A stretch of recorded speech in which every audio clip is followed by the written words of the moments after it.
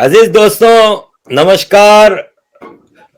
आज हम एक ऐसे जरूरी दिन पे एक ऐसे जरूरी इश्यू पे बात करने जा रहे हैं जिसने के साउथ एशिया का हाल खराब रखा है। पिछले 70-72 सालों से अंग्रेज सरकार ने एक ऐसा शोषा छोड़ के गए हैं जो कि किसी तौर इस इलाके में, इस रीजन में अमन और सुकून को पनपने नहीं दे रहा। जम्मू कश्मीर 22 अक्टूबर एक बड़ी ही दर्दनाक दिन है। ये एक ऐसी स्टेट जिससे कि दुनिया भर से लोग आते थे, जो कि सुकून अमन का गहवारा था। आज वहां पे 72 साल से पब्लिक किस तरह रह रही है, ये हमें अंकुर शर्मा जी बताएंगे। सबसे पहले मैं स्वागत करूंगा। अंकुर शर्मा जी, आपका स्वागत है प्रोग्राम में, आपने समय निकाला हमारे दर्शकों के लिए। अंकुर जी, 22 अक्टूबर 1947 क्या आता है आपके जहन में? काला दिवस, ब्लैक डे।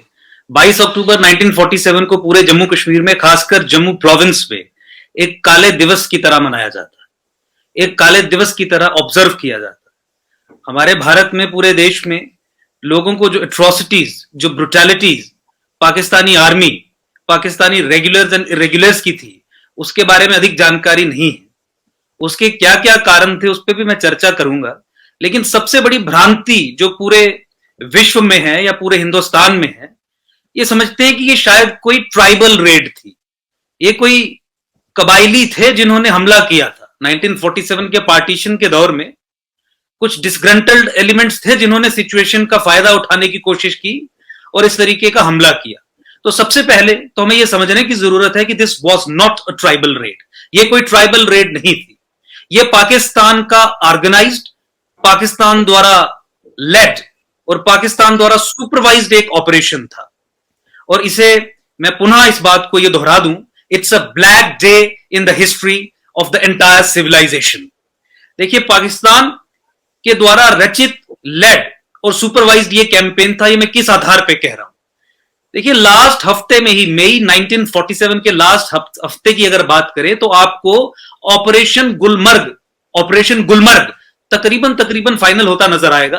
पाकिस्तान ने तकरीबन इसे फाइनल शेप दे दी थी। और ऑपरेशन गुलमर्ग एक ऐसा ऑपरेशन था जो J&K को फोर्सिबली एनेक्स करने के लिए बनाया गया था। इस प्लान में यह निहित था कि पश्तून जो ट्राइब्समैन है उनका एक इंपॉर्टेंट रोल रहेगा। पठान ऑफिसर्स थे आपकी फ्रंटियर फोर्स रेजिमेंट के, उन्हें इन लश्कर्स का कमांडर के रूप में, के रोल में रहना था। और इस टास्क का जो नाम दिया गया था उसे कहा गया था जिहाद फिज़बिल्लाह। आई विल रिपीट, क्योंकि जिहाद के ऊपर मैं हल्की सी बात करना चाहूंगा क्योंकि वो प्रेजेंट कॉन्टेक्स्ट में भी रेलेवेंट है। सो ये जो annexation of Jammu and Kashmir का जो प्लान था उसका आधार था जिहाद, और स्पेसिफिक नाम था जिहाद फिज़बिल्लाह। इसमें देखिए दो प्लान्स थे, पेशावर प्लान और लाहौर प्लान। पेशावर प्लान जो था वो नॉर्थ वेस्ट फ्रंटियर प्रोविंस के जो चीफ मिनिस्टर थे उस समय के, खान अब्दुल कयूम खान, उनकी निगरानी में रचा गया था। उस समय अंग्रेजी जो गवर्नर थे इस नॉर्थ वेस्टर्न फ्रंटियर प्रोविंस के, सर जॉर्ज कनिंघम, उन्हें भी लूप में रखा गया। तो उसकी क्या सिग्निफिकेंस उस पर भी बात करेंगे। लेकिन पेशावर प्लान के अलावा जो दूसरा प्लान था वो था लाहौर प्लान। ये सरदार शौकत हयात खान, जो एक मंत्री थे वेस्ट पंजाब की गवर्नमेंट में, उनके द्वारा एग्जीक्यूट किया जा रहा था, obviously on the directions of the Pakistani state. इस लाहौर प्लान के हिसाब से यह बात की गई थी कि they will be doing pincer attacks from Kashmir, on Kashmir and Jammu. Pincer attacks का मतलब आप ये समझ लीजिए कि जैसे दो डिफरेंट कंटिंजेंट्स, दो डिफरेंट आर्मीज डिफरेंट डायरेक्शन से क्लोज इन करती हैं ऑन द एनिमी, अलग अलग डायरेक्शन से। कश्मीर एक फ्रंट खोल दिया, जम्मू के अन्य एरियाज में एक फ्रंट खोल दिया। और इस प्लान के, लाहौर प्लान के 3 मुख्य फीचर्स रहे थे। मैं ये डिटेल्स इसलिए दे रहा हूं ताकि पाकिस्तान की पोल आज खोली जाए। जो ये डिनायल मोड में रहने की जो बात है, जब तक स्पेसिफिक्स और इनके अंदर के प्लान्स हम बाहर आके दुनिया को नहीं बताएंगे तो ये प्रपंच, ये प्रोपेगेंडा जो ट्राइबल रेड का था और डिनायल ऑफ पाकिस्तानी इन्वॉल्वमेंट का जो चला जाता है, वो कभी अंत नहीं होगा। तो लाहौर प्लान के भी 3 मेन फीचर्स थे। पहला था organising armed groups in Poonch. Poonch Jammu संभाग में, जम्मू प्रोविंस में 10 डिस्ट्रिक्ट्स हैं। जम्मू प्रोविंस में जो 10 डिस्ट्रिक्ट्स हैं उसमें से one of the Muslim majority districts Poonch है। तो organising armed groups in Poonch would march to Srinagar. पहले आप पुंछ में ऑर्गेनाइज करेंगे ट्रूप्स को, आर्म्ड ग्रुप्स को, और फिर उन्हें श्रीनगर की तरफ लेके जाएंगे। दूसरा था underground subversive network in Kashmir valley which would rise in revolt at an opportune time. एक सबवर्जन की एक प्रक्रिया चलाई जाएगी, अंदर से ही लोगों को अपने साथ किया जाएगा और वो फिर रिवोल्ट करेंगे एट एन अपॉर्चुन टाइम। और तीसरा था disruption of line of communication on Kathua Jammu road. Kathua देखिए वो जिला है जम्मू प्रोविंस का जो बिल्कुल पंजाब से सटा है।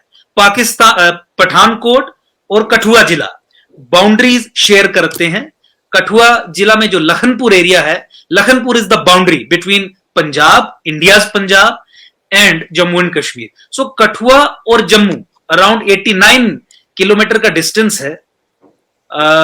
दैट विल वो जो रोड है उसे डिसरप्ट किया जाएगा ताकि इंडियन रीइंफोर्समेंट्स कश्मीर में ना आ सके, जम्मू कश्मीर में ना आ सके।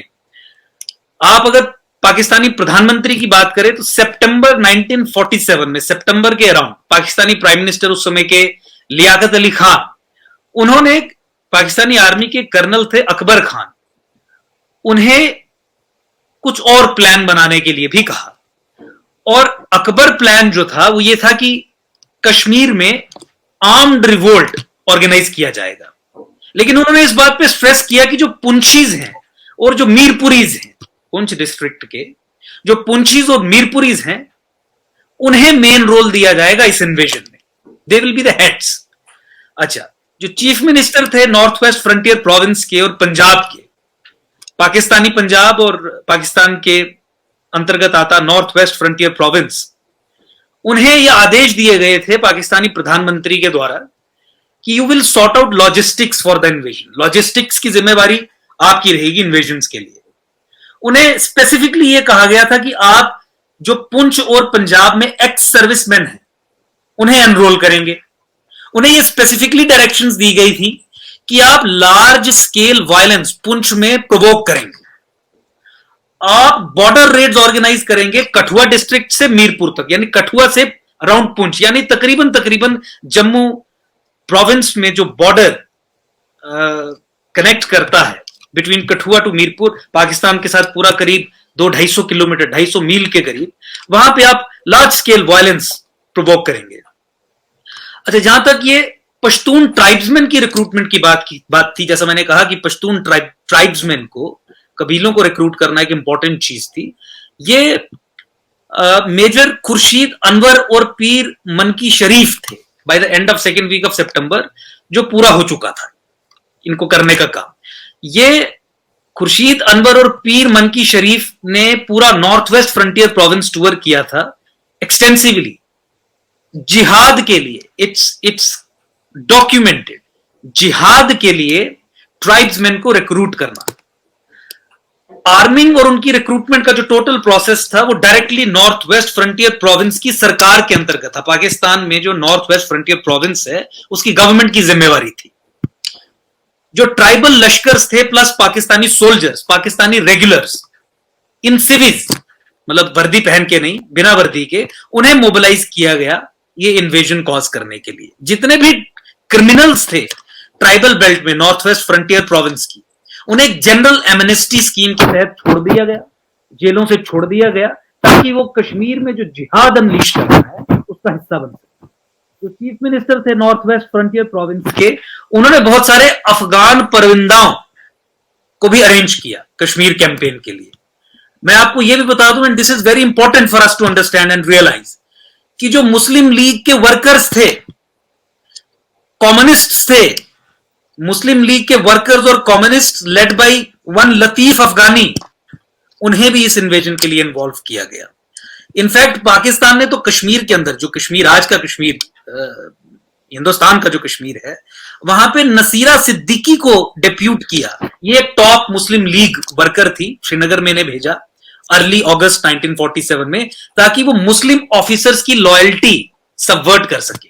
वो मुस्लिम ऑफिसर्स जो महाराजा हरि सिंह जी की फौज में थे, जो डोगरा फौज में थे, उनकी लॉयल्टी को डिसलॉयल्टी में कन्वर्ट कर सके, और ताकि वो लोग अंदर से इस गेम प्लान को सपोर्ट करें। बहुत हद तक ये सक्सेसफुल भी रही। इनके बारे में इसलिए मैं जिक्र कर रहा हूं because she later received a bullet injury at Pattan Kashmir के नजदीक जो जगह है, 27 अक्टूबर 1947 को she also received a bullet injury. बहुत सारे मुस्लिम कॉन्फ्रेंस के वर्कर्स जो नेशनल कॉन्फ्रेंस आज की है श्रीनगर से, उन्हें एबटाबाद लिया गया, उन्हें ट्रेन किया गया फायर आर्म्स में, ताकि अंदर से सबवर्जन का काम हो सके। बहुत सारे पाकिस्तानी सेल्स सबवर्जन के जरिए कश्मीर में, श्रीनगर के एरियाज में, अराउंड श्रीनगर क्रिएट किए जा चुके थे। बॉर्डर रेड्स भी ऑर्गेनाइज की गई थी to disperse state forces and target Hindus and Sikhs, यानी बॉर्डर के ऊपर भी रेड्स जारी थी। लूट, arson, killings and abduction of women, this continued unabated जिस समय ये अटैक्स हुए। मैं खासकर जिन्ना साहब के रोल, जिन्ना के रोल के बारे में भी बात करना चाहूंगा, क्योंकि उनके रोल के बिना ये डिस्कशन, ये इश्यू कंप्लीट नहीं होगा। नॉर्थ वेस्ट फ्रंटियर प्रोविंस के गवर्नर सर जॉर्ज कनिंघम जो हैं, वो स्वयं एडमिट करते हैं, is on record to admit, कि जिन्ना को कश्मीर इन्वेजन के बारे में सब कुछ पता था। शौकत हयात खान वो कोरोबोरेट करते हैं डॉक्यूमेंट करके कि जिन्ना ने ही इस प्लान को ओके किया था। जिन्ना और लियाकत अली खान ने पूरे तरीके से एंडोर्स किया था खान अब्दुल कयूम खान के प्लान को to recruit Pashtun tribesman. Tribal Pashtun tribesman को रिक्रूट करने का प्लान हाईएस्ट लेवल पे एंडोर्स किया गया था पाकिस्तानी स्टेट के। अच्छा, अब ये देखिए कि खान अब्दुल कयूम खान के पास अपनी फोर्स थी, मेजर खुर्शीद अनवर ये जो ट्राइब्समैन को लीड कर रहे थे, इनकी अपनी फौज थी। ये मैं तथ्यों की बात कर रहा हूं, जिन तथ्यों के आधार पर यह साबित होगा कि पाकिस्तान की direct involvement, direct participation, direct leadership, resources, तकरीबन सब चीजें इस इन्वेजन में थी जो जिहाद के नाम पे किया गया था भारत के खिलाफ। श्रीनगर के पास एक डिस्प्यूट अराइज हो गया इन दो फोर्सेस में, खान अब्दुल कयूम खान की फौज और मेजर खुर्शीद अनवर खान की फौज, कि ट्रायम्फेंटली श्रीनगर में एंट्री कौन करेगा। तो ये भी काफी तथ्य जो हैं जिसपे डिटेल में चर्चा की जा सकती है, वो हैं सामने। तो आर्म्ड क्लैशेस हो गए पाकिस्तानियों के बीच आपस में ही, और ये जो वॉरिंग फैक्शंस थी, इसके कारण बहुत सारी कैजुअलिटीज भी इनकी हुई। तो वो भी एविडेंस बहुत सारा सेव्ड है, जिसके बारे में काफी जानकारी हमारे पास है। दूसरा इन्वेजन अराउंड सेकेंड अटेम्प्ट जो पाकिस्तान का था, वो तिथवाल में फरवरी 1947, तिथवाल एक जगह है, वहां से होने की कोशिश हुई थी, लेकिन जो लास्ट रेमिनेंट्स थे रेडर्स के, they were flushed out from Kashmir Valley by early June 1948। मैं 2 मिनट केवल और लूंगा, मैं जानता हूं मैं समय को ध्यान में रख रहा हूं, ये तथ्य देना इंपॉर्टेंट था। मैं 2 मिनट और लूंगा इस इशू को एस्टैब्लिश करने में कि उस समय ये एक जिहादी इंकर्शन, एक इस्लामिक स्टेट का, मुस्लिम स्टेट का एक जिहाद जो हिंदुस्तान पे अनलीश किया था, वो था। क्योंकि मैं इसलिए जिहाद बार बार एस्टैब्लिश करने की कोशिश कर रहा हूं, क्योंकि इस समय की भी जो भारत की जो इस समय की भी जो सरकार है, या इंडियन स्टेट अपरेटस है, state as a political entity, वो आज तक इस जिहाद को लेकर डिनायल मोड में। मैं कुछ एक्सट्रैक्ट्स आपको मेहरचंद महाजन जी की बुक में से रेफर करना चाहूंगा। मेहरचंद महाजन कौन थे? मेहरचंद महाजन आई विटनेस थे इन अकाउंट्स के। मेहरचंद महाजन कौन थे? मेहरचंद महाजन प्राइम मिनिस्टर थे महाराजा हरि सिंह के। मेहरचंद महाजन कौन थे? मेहरचंद महाजन भारत के तीसरे चीफ जस्टिस थे, chief justice of India, supreme court के चीफ जस्टिस थर्ड वो थे। उन्होंने अपनी एक ऑटोबायोग्राफी लिखी, एक किताब लिखी, लुकिंग बैक। ये अमेजॉन पे अवेलेबल है, आप सारे लोग इसे मंगवा सकते हैं, पढ़ सकते हैं। Looking back, the autobiography Mehr Chand Mahajan. उस किताब के कुछ अंश मैं आपको बताने की कोशिश करूंगा, कुछ चीजें कोट भी करूंगा। उसमें यह लिखा गया है, पेज 271 ऑनवर्ड्स, इस संदर्भ में एग्जैक्ट डिटेल्स दी गई। उन्होंने ये कहा है, I quote, Muslims of Jammu province were incited to create communal killings। जिहाद का पहला स्टेप। जम्मू बॉर्डर विलेजेस वर टारगेटेड, जो 250 मील के बॉर्डर्स थे। ये वो कहते हैं अपनी इस किताब में, अपनी इस ऑटोबायोग्राफी में, क्योंकि वो आई विटनेस थे, कि जम्मू के जो बॉर्डर विलेजेस थे, जो inhabited by exclusively by Hindu populations, उन्हें टारगेट किया गया पाकिस्तानी आर्मी के जरिए। पाकिस्तानी आर्म्स और ammunitions, Pakistani civilians, tribesman etcetera, इन्होंने हिंदू विलेजेस को सेलेक्टिवली टारगेट किया अलोंग साइड द बॉर्डर, क्योंकि थे ही तकरीबन अधिक हिंदू विलेजेस को जलाया गया, property was plundered, people were killed. Mehr Chand Mahajan अपनी किताब में लिखते हैं कि वो 18 से 23 अक्टूबर, आज हम 22 अक्टूबर की बात कर रहे हैं, डेट्स आर वेरी इंपॉर्टेंट, 18 से 23 अक्टूबर के बीच में मेहरचंद महाजन जम्मू में थे। जम्मू प्रोविंस 10 जिलों कंप्राइजेस ऑफ 10 डिस्ट्रिक्ट्स, और कश्मीर, श्रीनगर तो है ही लेकिन कश्मीर भी एक अलग प्रोविंस है जिसमें 10 जिले हैं। तो ये जम्मू के 10 जिलों की बात हो रही है जो हिंदू डोमिनेटेड है, जहां पे ये अत्याचार किए गए। तो मेहरचंद महाजन कहते हैं कि मैं 28 से 23 अक्टूबर में के बीच में जम्मू में था, और हिज हाइनेस महाराजा हरि सिंह वो भी जम्मू वापिस आए थे। तो इनसे बहुत सारे डेप्यूटेशंस मिलते थे हिंदू रेफ्यूजीज के और मुसलमानों के, क्योंकि मुसलमान भी यहां पे रहते थे जम्मू संभाग में। ये कहते हैं अपनी किताब में कि Muslims wanted to go to Pakistan, Muslims Pakistan जाना चाहते थे। मुस्लिम्स को यह एडवाइस किया गया था कि ये मुसलमानों की केवल टेम्पररी माइग्रेशन होगी और वो वापस रियासत में 1 हफ्ते के भीतर भीतर आ जाएंगे, क्योंकि 1 हफ्ते के अंदर अंदर पाकिस्तानी झंडा जो पैलेस है जम्मू, जो महल है जम्मू का, उस पर फहरा रहा होगा। तो टैक्टिकल रीजंस के कारण मुसलमान जम्मू संभाग के, जम्मू सिटी के उठ के पाकिस्तान जा रहे थे, और उनके पीछे की मंशा ये थी। ये मेहरचंद महाजन जो उस समय गाइड विटनेस है, प्राइम मिनिस्टर है, चीफ जस्टिस ऑफ इंडिया रहे, वो अपनी किताब में डॉक्यूमेंट करते हैं, लिखते हैं। वो ये भी कहते हैं कि मुसलमानों ने जम्मू सिटी में, कुछ मुसलमानों ने जम्मू सिटी में एक सेंट्रल मॉस्क को फोर्टिफाई कर लिया था, और वो उस मस्जिद से जो पासरबाईज थे, जो आने जाने वाले हिंदू समाज के लोग थे, उन पे फायरिंग करते रहते थे।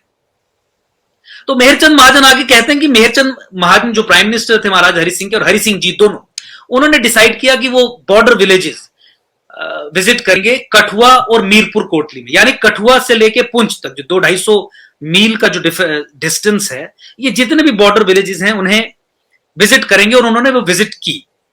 अब वो क्या कहते हैं कि हमने क्या देखा, ये आई विटनेस अकाउंट में आपको बता रहा हूं, and I quote, they saw in human butchery and cruelty. Mehr Chand Mahajan अपनी किताब में लिखते हैं, and I quote, Pakistanis had acted more like brutes and wild animals than men. जानवरों से भी बदतर उन्होंने सलूक किया था लोगों का। It was one sided act of aggression and brutality. Mehr Chand Mahajan एक बहुत दिलचस्प चीज इसमें लिखते हैं, क्योंकि सबवर्जन की हमने बात की, लॉयल्टीज को शिफ्ट करने की बात की। वो कहते हैं कि जो सुपरिटेंडेंट ऑफ पुलिस जम्मू के थे, जो एक मुस्लिम थे, वो पाकिस्तानी एजेंट बन चुके थे। ये मेहरचंद महाजन अपनी किताब में लिखते हैं। And so was the Muslim chief of staff. Hindu population जो थी वो माइग्रेट कर रही थी to the places of safety.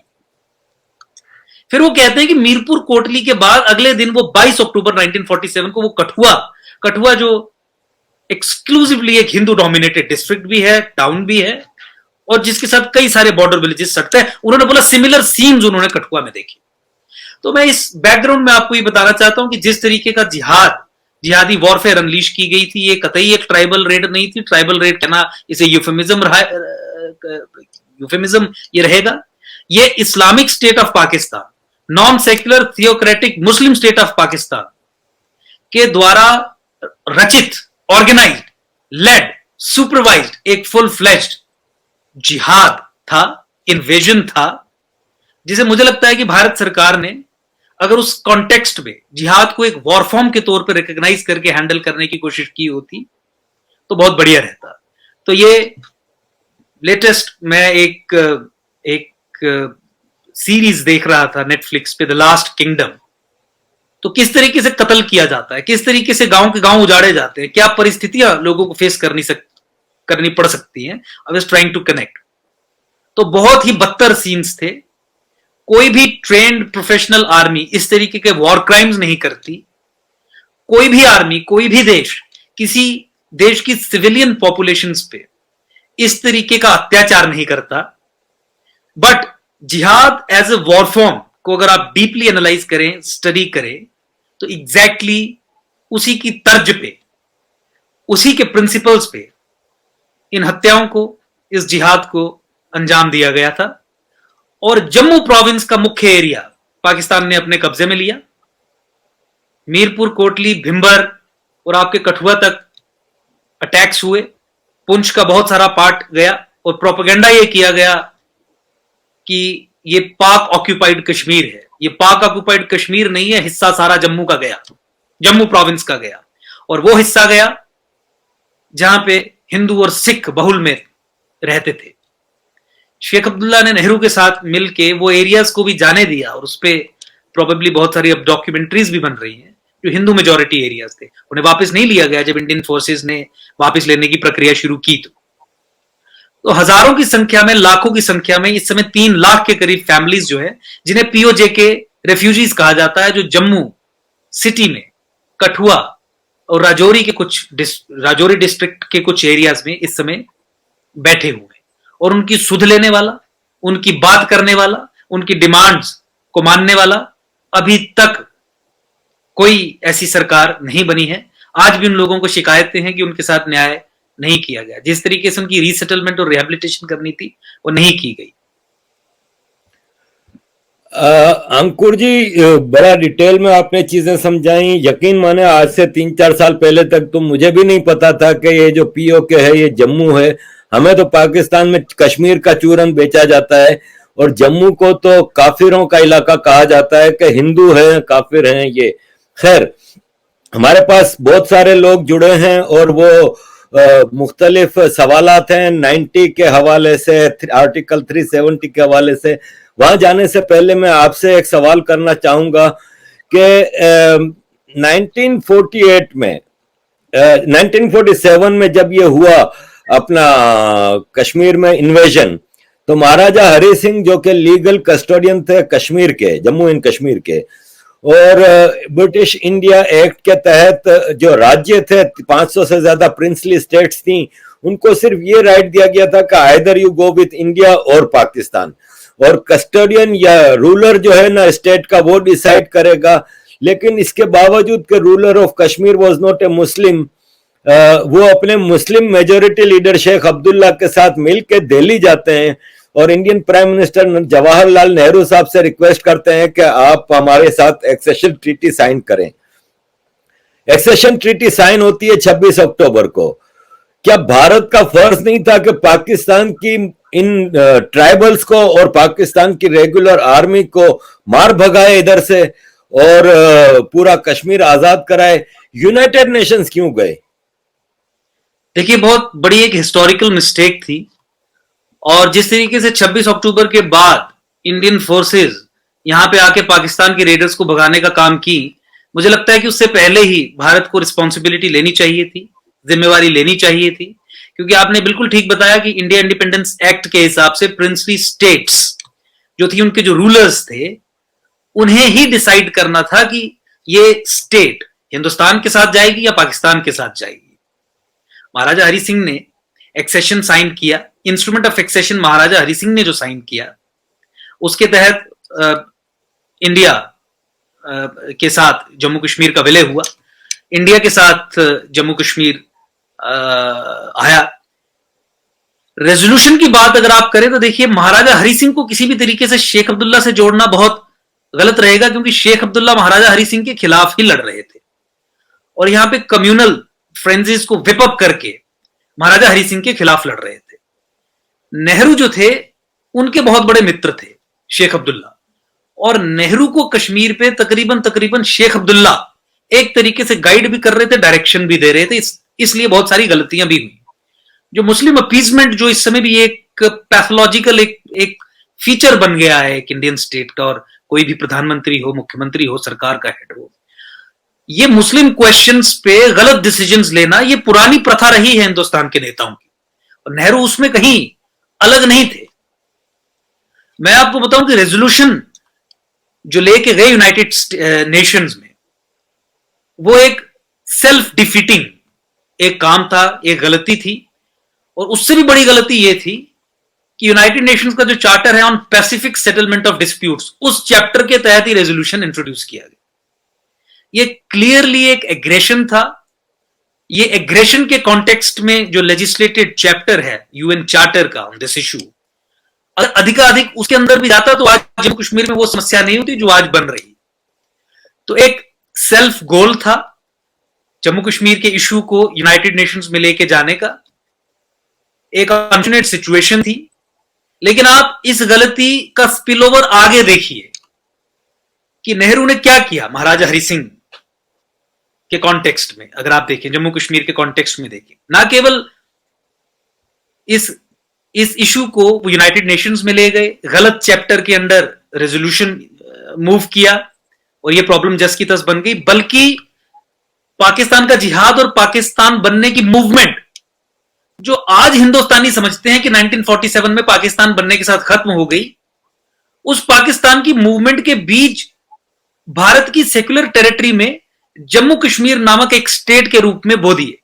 मैं किस आधार पर यह बात कह रहा हूं, आप सब जानते हैं आर्टिकल 370 और 35 से भारत के सेक्युलर संविधान में भारत की कॉन्स्टिट्यूएंट असेंबली के द्वारा ही इंट्रोड्यूस किया गया। भारत की संविधान सभा ने ही भारत के संविधान में, कॉन्स्टिट्यूशन में, the highest book of the country, of the land, उसमें इंट्रोड्यूस किया, उसमें डाला। आर्टिकल 370 और 35 से क्या कहता है, क्या सुनिश्चित करता है, क्या कहता था? आर्टिकल 370 और 35 से कहता था कि चूंकि जम्मू कश्मीर एक मुस्लिम मेजॉरिटी स्टेट है, इसलिए यहां पे हिंदुस्तान का कॉन्स्टिट्यूशन लागू नहीं होगा।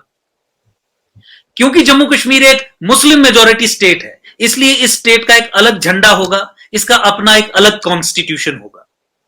इंस्ट्रूमेंट ऑफ एक्सेशन जो महाराजा हरि सिंह ने साइन किया था इंडियन गवर्नमेंट के साथ, वो सेम इंस्ट्रूमेंट ऑफ एक्सेशन था जो बाकी प्रिंसली स्टेट्स ने साइन किया था। एक कॉमा या फुल स्टॉप का भी बदलाव नहीं था। ये प्रोपेगेंडा करते हैं कि कुछ शर्तों पे किया था, झूठ बोलते हैं देश के साथ कि कुछ शर्तों पे किया था। आईएसआई द्वारा प्रायोजित जो प्रोपेगेंडा है उसको इंडियन स्टेट ने भी अडॉप्ट करके यही प्रपंच अपनी यूनिवर्सिटीज में, अपने इंटेलेक्चुअल सर्कल्स में, एकेडमिया की तरह फैलाया कि कुछ शर्तों पे जम्मू कश्मीर का विलय हुआ था। कोई शर्तों पे विलय नहीं हुआ था।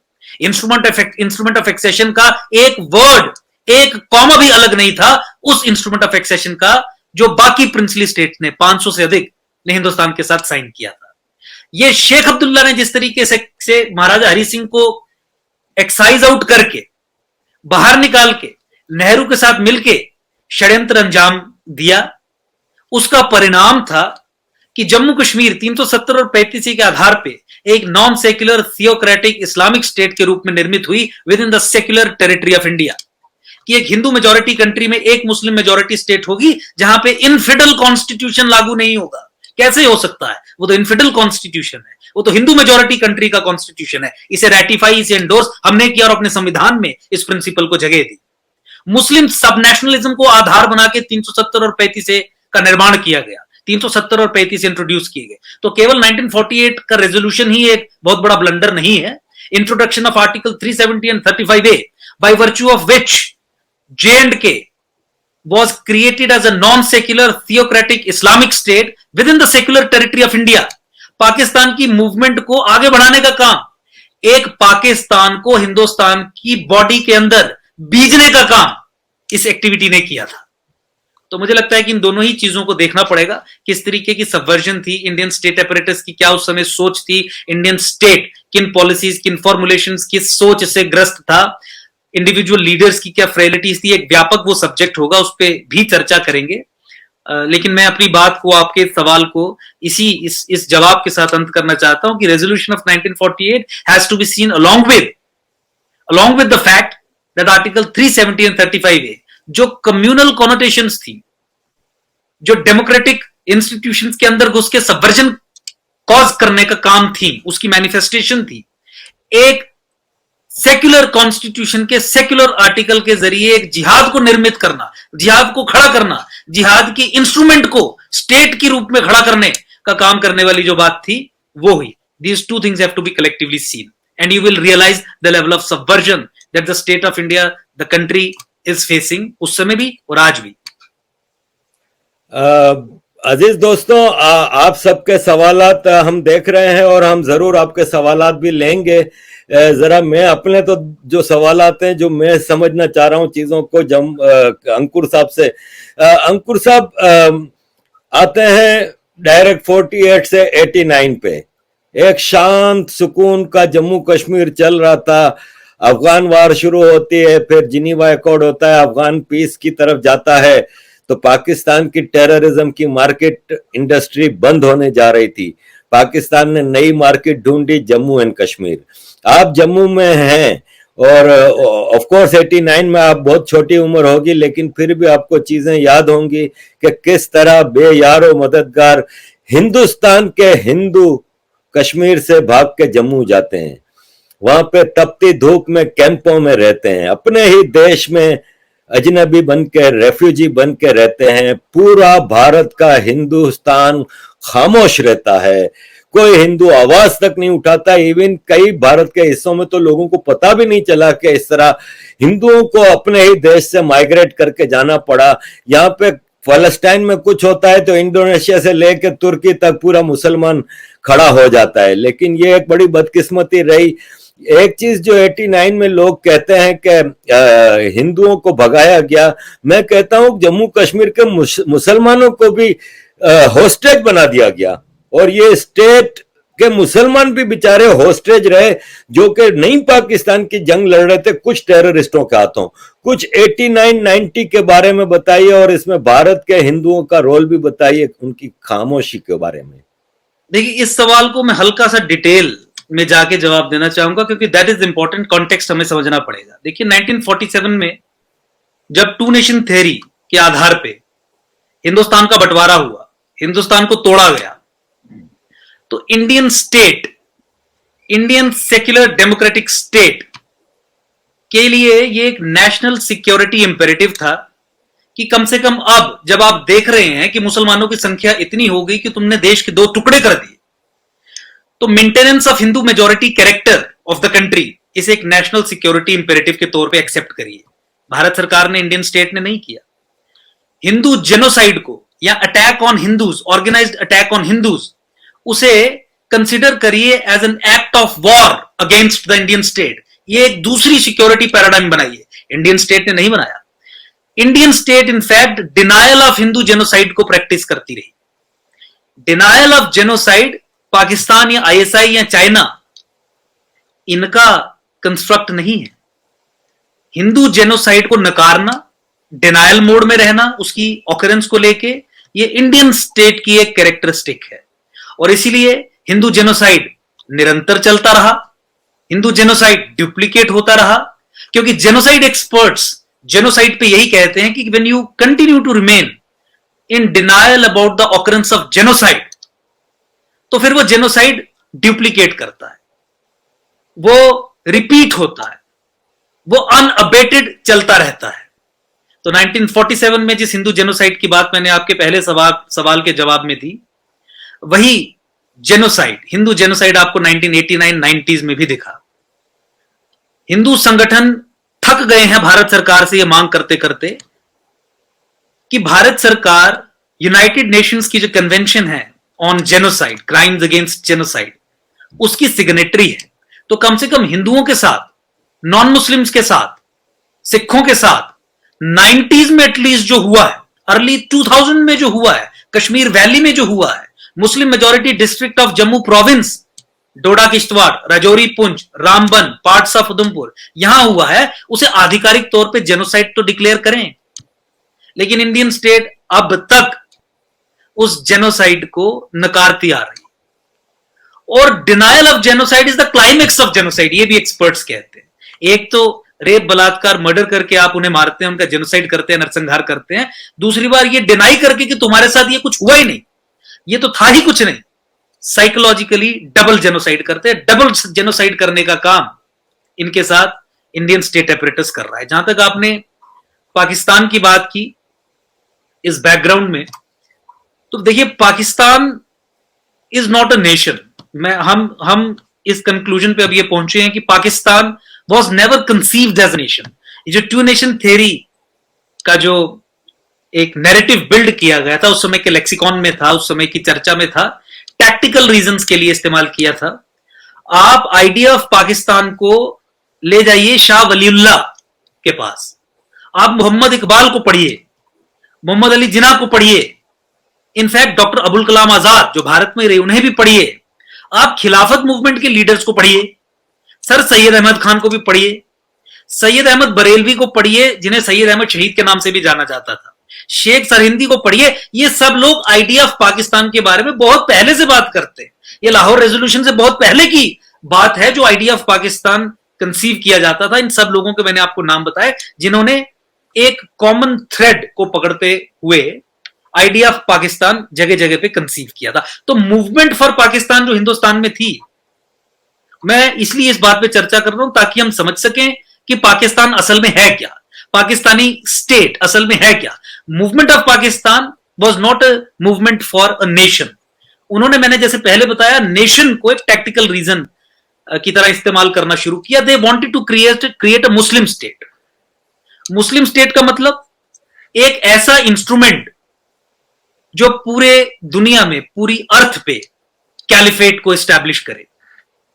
पाकिस्तानी स्टेट या पाकिस्तान नेशन जो एक सबवर्सिव कॉन्सेप्ट था जिससे कोई लेना देना नहीं था, उसके जो रचयिताकार हैं, उसके जो बनाने वाले हैं, उसके जो कंसीव करने वाले लीडर्स जो हैं, वो ये मानते थे कि प्रॉफिट मोहम्मद के समय में या फिर अधिकाधिक रशीदून के समय में, जो राइटली गाइडेड पहले 4 जो खलीफा थे, उनके समय तक ही एक प्रॉपर लेजिटिमेट कैलिफेट थी। उसके बाद सब इलेजिटिमेट कैलिफेट्स थी। अब पाकिस्तान एक इंस्ट्रूमेंट ऑफ कैलिफेट बनेगा, ऑफ एस्टैब्लिशमेंट ऑफ कैलिफेट बनेगा। मैं आपको सबूत के तौर पे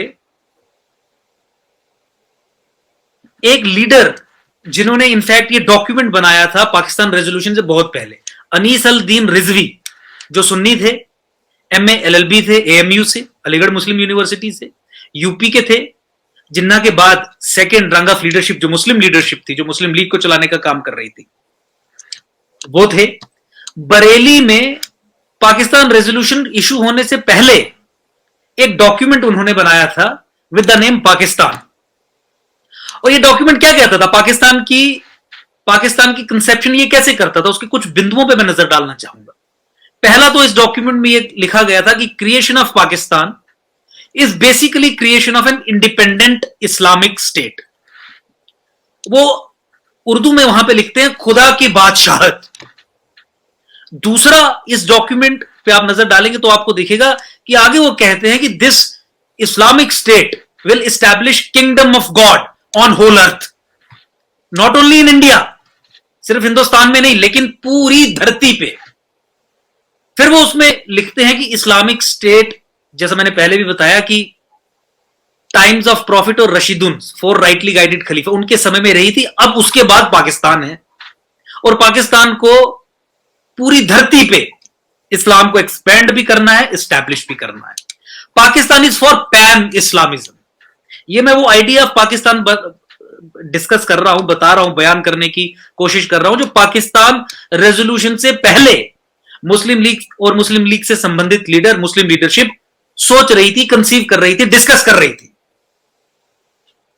इनफैक्ट अबुल कलाम आजाद को कोट करते हुए इस डॉक्यूमेंट में वो कहते हैं कि अबुल कलाम आजाद ये समझते हैं कि Pakistan is a project of pan Islamism. और वो ये समझते हैं, इस डॉक्यूमेंट को पढ़ के आपको समझ आएगी कि वो ये मानते हैं कि पाकिस्तान इज ए प्रायोरिटी। अगर हमें इस्लामिक वर्ल्ड में एक ऑर्गेनिक यूनिटी लानी है तो पाकिस्तान इज अ प्रायोरिटी, क्योंकि ये इंस्ट्रूमेंट है एक स्टेट के लेवल पे एक इंस्ट्रूमेंट है कैलिफेट को एस्टैब्लिश करने का। अच्छा, ये सुन्नी लीडरशिप की बात, जिन्ना तो शिया थे, उनके एक बहुत नजदीकी रिश्तेदार थे, राजा महमूदाबाद उन्हें कहते थे, वो शिया थे। ये जो राजा महमूदाबाद थे, इस समय ये बहुत चिंतित थे कि हम शियाज हैं और मुस्लिम स्टेट की परिकल्पना हो रही है, और इन्होंने एक विरोध करना शुरू किया। उन्होंने कहा कि अगर आप मुस्लिम स्टेट के रूप में पाकिस्तान को खड़ा करने के बारे में सोच रहे, नेशन नहीं केवल मुस्लिम स्टेट, तो कम से कम शियाज के लिए स्पेशल गारंटीज उसमें रखिए। जैसे ही ये बात राजा महमूदाबाद, जो शिया थे, जिन्ना के बहुत क्लोज थे, उनके रिश्तेदार थे, उन्होंने कही, जिन्ना ने उन्हें स्नब किया और उन्होंने बोला कि इस समय इस बात को मत उठाइए, इस समय एक इस्लामिक स्टेट, मुस्लिम स्टेट एक बनने दीजिए। इस समय आप इस इश्यू को उठाएंगे तो फिर सब कुछ बर्बाद हो जाएगा, पूरा प्रोजेक्ट ही खत्म हो जाएगा।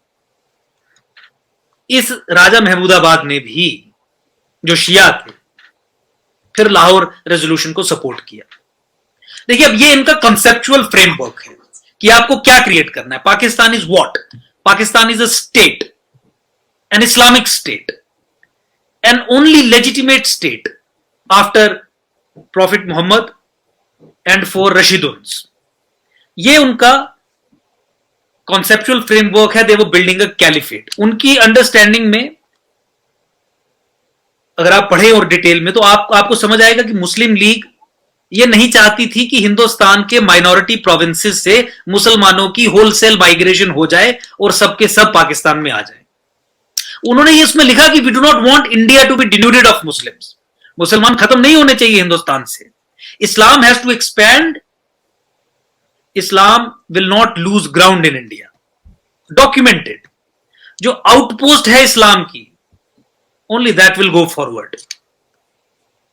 वो उन्हें विड्रॉ नहीं किया जाएगा. पाकिस्तान नया मदीना है.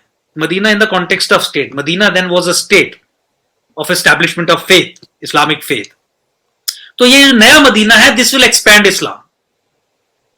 तो इसीलिए हम अब ये इतिहास पढ़ते हैं, उसमें कुछ लिखा होता है और प्रैक्टिकली देखते हैं तो एक कंक्लूजन निकलता है कि जिन मुसलमानों ने पाकिस्तान की डिमांड की, जिन मुसलमानों ने हिंदुस्तान में अनडिवाइडेड इंडिया में मुस्लिम लीग को वोट दिया, उनको ताकत दी, पाकिस्तान के आइडिया के साथ रहे, वो तो पाकिस्तान में गए नहीं.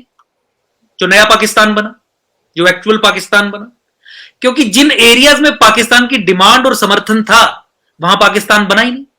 पाकिस्तान तो वहां बना जहां मुस्लिम लीग को सपोर्ट नहीं थी, जहां पे पाकिस्तान के आइडिया को सपोर्ट नहीं थी.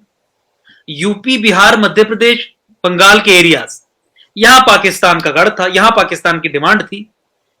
और पाकिस्तान बना पंजाब में, सिंध में, नॉर्थ वेस्ट फ्रंटियर प्रोविंसेस में, जहां पाकिस्तान की डिमांड ही नहीं थी.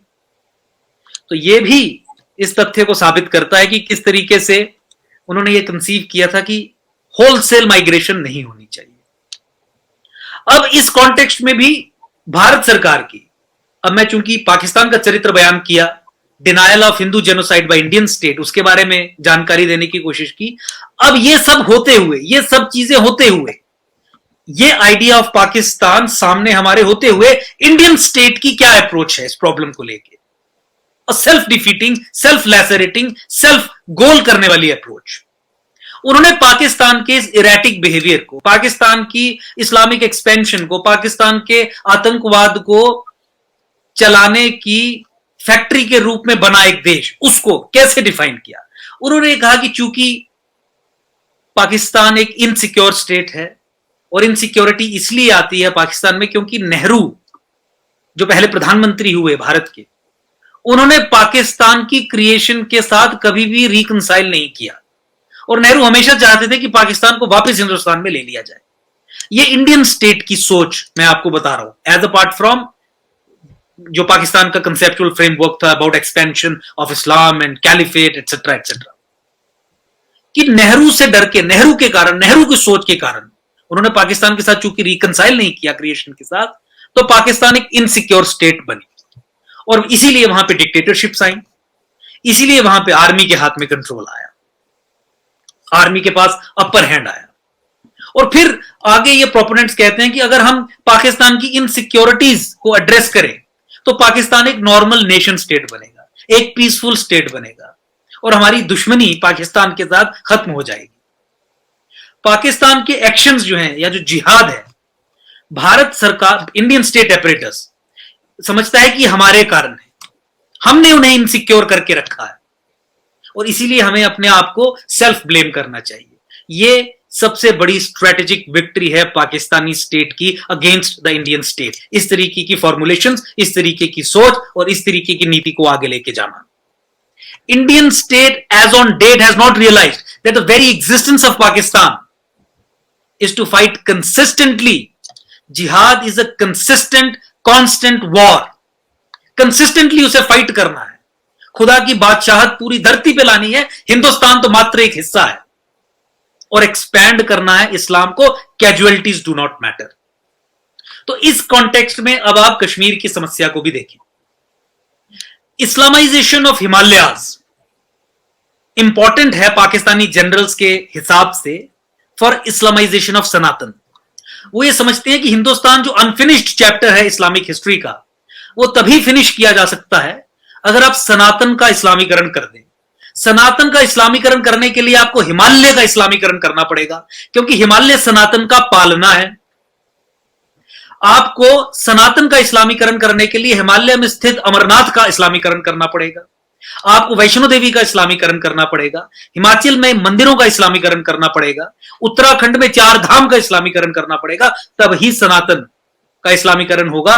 और तभी रेड ऑफ इंडिया, गजवा हिंद, बैटल ऑफ खुरासान में इस्लामाइजेशन ऑफ इंडिया पॉसिबल हो पाएगी।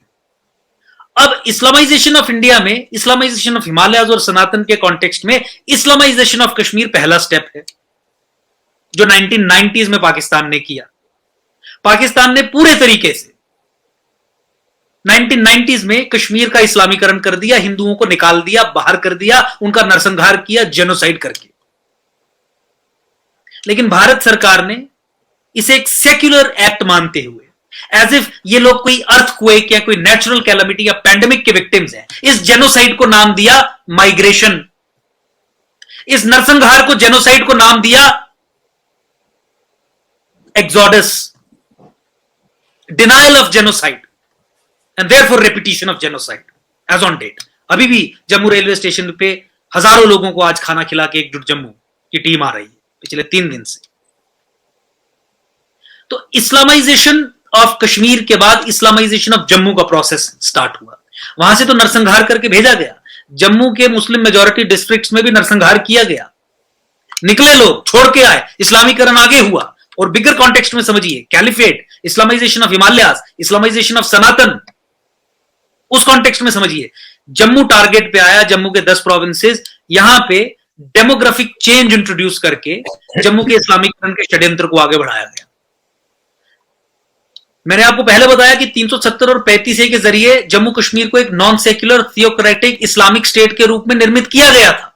इसलिए यहां की मेन स्ट्रीम पॉलिटिकल पार्टीज भी, जो एनसी हो, पीडीपी हो, कांग्रेस की एक इकाई हो, ये भी पाकिस्तानी फ्लैंक्स या जिहादी एक्टर्स की तरह ही काम करते थे और करते आ रहे थे पिछले 70 साल से। इन्होंने हमारे डेमोक्रेटिक इंस्टीट्यूशंस में घुस के, कॉन्स्टिट्यूशनल फ्रीडम्स को अब्यूज करके, मुख्यमंत्री बन के, कैबिनेट मिनिस्टर्स बन के, एमएलएस बन के, विधानसभा पे कंट्रोल करके ऐसे ऐसे कानून बनाए जिन कानूनों के जरिए Hindu majority districts of Jammu province में मुसलमानों को सरकारी जमीन पे बसाया गया। मैं रोशनी एक्ट की बात कर रहा हूं, एक ऐसा लेजिस्लेटिव टूल ऑफ जिहाद जिसके जरिए जम्मू की डेमोग्राफी को चेंज किया गया। J&K state lands vesting of ownership to the occupants act, Roshni act. इस कानून को मैंने 2014 में स्वयं जम्मू कश्मीर हाईकोर्ट में चुनौती दी, इसकी संवैधानिक वैधता को चैलेंज किया, कॉन्स्टिट्यूशनल वैलिडिटी को चैलेंज किया, और इस लेजिस्लेटिव जिहाद को सिंगल हैंडेडली 6 साल की लड़ाई के बाद, इंडियन गवर्नमेंट और स्टेट गवर्नमेंट के भरपूर विरोध के बाद जम्मू कश्मीर हाईकोर्ट में अक्टूबर 2020 में ध्वस्त करवा दिया, खत्म करवा दिया। लेकिन damage was done. State lands strategic points पे, स्ट्रेटेजिक एरियाज पे सरकारी भूमि फ्री ऑफ कॉस्ट, कौड़ियों के दाम मुसलमानों को दे दी गई थी, ताकि जम्मू संभाग में हिंदू मेजॉरिटी एरियाज की डेमोग्राफी को चेंज किया जा सके, ताकि इस्लामाइजेशन ऑफ जम्मू का प्रोसेस आगे बढ़े। जम्मू मिलिट्री जनरल्स का मानना है कि fall of Jammu is critical for Ghazwa Hind to happen. Fall of northern India is important, fall of Jammu is critical. 14 फरवरी 2018 का order chief minister Mehbooba Mufti ने क्लासिफाइड निकाला, जिस ऑर्डर के जरिए महबूबा मुफ्ती ने लीगल इम्यूनिटी ग्रांट की मुसलमानों को जम्मू संभाग, जम्मू कश्मीर में, कि आप जम्मू संभाग में कहीं पे भी जाके किसी भी जमीन पे कब्जा कर सकते हैं। डीएम और एसएसपी को आदेश दिए गए थे 5 पेज के इस ऑर्डर में, लिखित में, इन राइटिंग, जिसको मैंने स्वयं एक्सपोज किया। क्लासिफाइड डॉक्यूमेंट था, फिर भी सिटिंग चीफ मिनिस्टर के खिलाफ एक्सपोज किया, उसे रिडंडेंट करवाया। उसमें लिखा गया था कि अगर कोई मुसलमान जम्मू संभाग में सरकारी भूमि, private land, forest land, river bed, इस पे कब्जा करता है, तो कोई डीएम, डिस्ट्रिक्ट मैजिस्ट्रेट या senior superintendent of police, SSP, उसके खिलाफ कार्रवाई नहीं करेगा। रोहिंग्यास और बांग्लादेशीज, इलीगल इमिग्रेंट्स, इसको स्टेट इंस्ट्रूमेंटेलिटीज ने जम्मू संभाग में, मिलिट्री स्टैब्लिशमेंट्स के अराउंड, जम्मू सिटी में, कठुआ में, हिंदू मेजॉरिटी टाउन्स में, सांबा में, वहां पे उन्हें स्थापित किया, वहां पे बैठाया, ताकि इस्लामाइजेशन का प्रोसेस आगे बढ़े। जम्मू कश्मीर हाई कोर्ट में लड़ते लड़ते बहुत सारी पब्लिक इंटरेस्ट लिटिगेशंस में हमने रिपोर्ट्स मंगवाई, हमने रिवर बेड एनक्रोचमेंट की रिपोर्ट्स मंगवाई, फॉरेस्ट लैंड एनक्रोचमेंट की रिपोर्ट्स मंगवाई, 90% से अधिक इंक्रोचर्स मुस्लिम कम्युनिटी के लोग निकले, जिन्हें स्टेट कन्नाइवेंस के जरिए अन्य अन्य जगहों पे, जंगलात पे, जंगलों पे वहां पे बसाया गया ताकि जम्मू के इस्लामीकरण के प्रोसेस को आगे बढ़ाया। तो जम्मू में you are seeing a very sinister design of having a demographic assault unleashed on the people of Jammu through state instrumentalities, using state apparatus, using our democratic institutions, legislative assemblies, by legislating laws, passing executive orders, connivance की राजनीति के जरिए एक तरीके से। तो it is in this context that you have to see whatever is happening. Indian state is unfortunately hostile to the Indian nation. Indian state is anti-nation. In fact, Indian state अभी भी India is a nation in the making इस धारणा में विश्वास रखती है। ये civilisational continuity को नहीं मानती। It is a proof that Indian state is hostile to the Indian nation. Hindu genocide को लेके डिनायल मोड में रहती है, जिसके कारण हिंदू जेनोसाइड निरंतर चलता रहता है। This proves that Indian nation is hostile to the Indian nation. इस सिविलाइजेशन की सेंसिटिविटीज, चाहे वो गौ माता के साथ हो, काउ स्लॉटर पे पार्लियामेंट में एक स्ट्रॉन्ग लॉ लेजिस्लेट नहीं करती, insensitive to the sensitivities of this civilization. This proves that Indian state is hostile to the Indian nation. State is not in sync with nation. लेकिन मैं ये भी advocate नहीं कर रहा that you have to overthrow it, माओवादियों की तरह। It is our state. It has to protect our nation. If it has gone amok, then our responsibility is to take control of this state and introduce corrections. Correction करने की दिशा में ही एकजुट जम्मू का as a political vehicle Jammu में निर्माण हो चुका है। और मैं आपके माध्यम से पूरे देशवासियों को भी आश्वस्त करना चाहता हूं कि आने वाले समय में पॉलिटिकली मजबूत करके इन सब कुरीतियों को खत्म करने का काम करेंगे।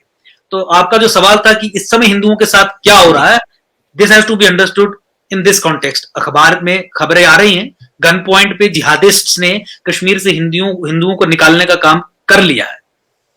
1990 में जो एक्सोडस हुआ था वही इस समय भी चल रहा है। सर एक चीज मैं समझना चाहूंगा, इसके बाद में कुछ सवाल आते हैं पब्लिक के, उस पर आऊंगा।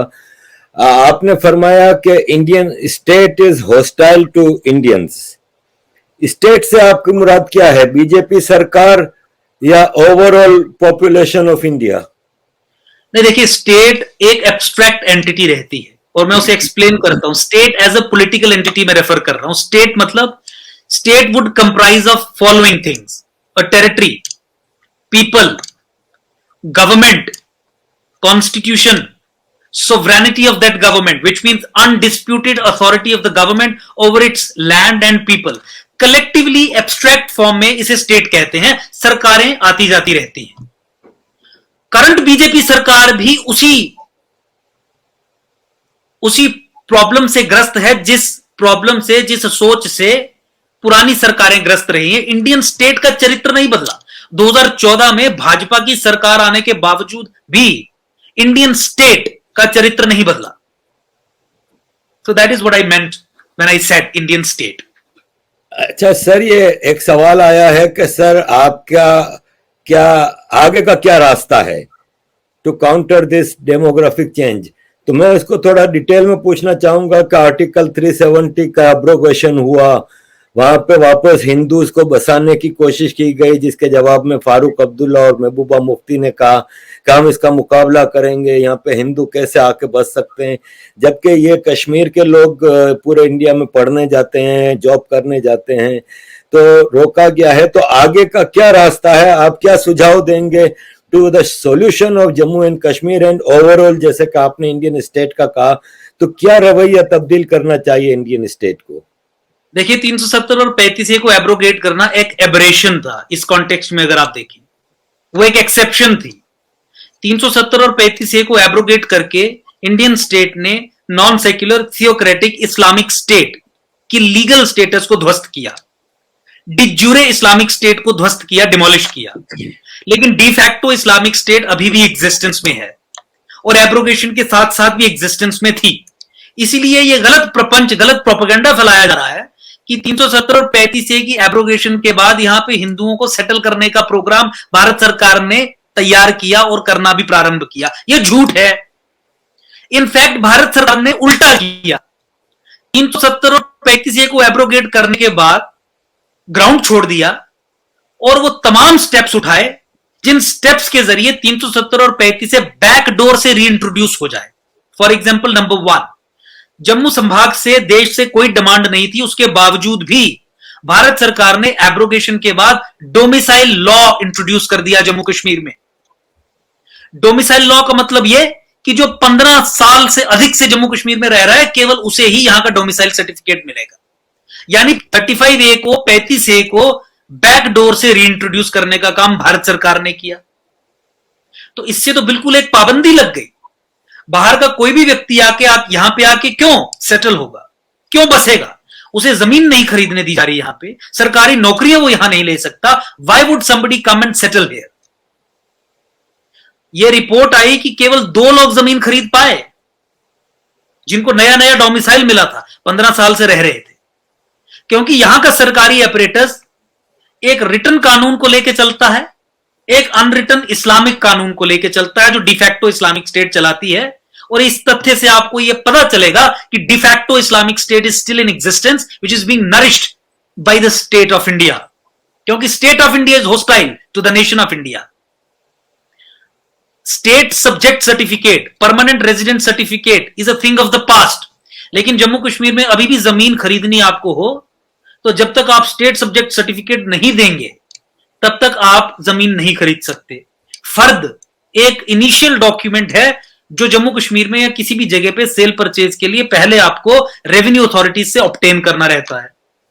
You will not be able to obtain it अगर आपके पास स्टेट सब्जेक्ट सर्टिफिकेट नहीं है। तो दिखाने के लिए 370 खत्म कर दिया और बैकडोर से उसे जारी रखा, क्योंकि मुस्लिम अपीजमेंट करनी है। जिहादिस्ट के कब्जे में आप हैं। स्टेट ऑपरेटर्स नेशनलिस्ट को एम्पावर करने की सोच नहीं रखता है।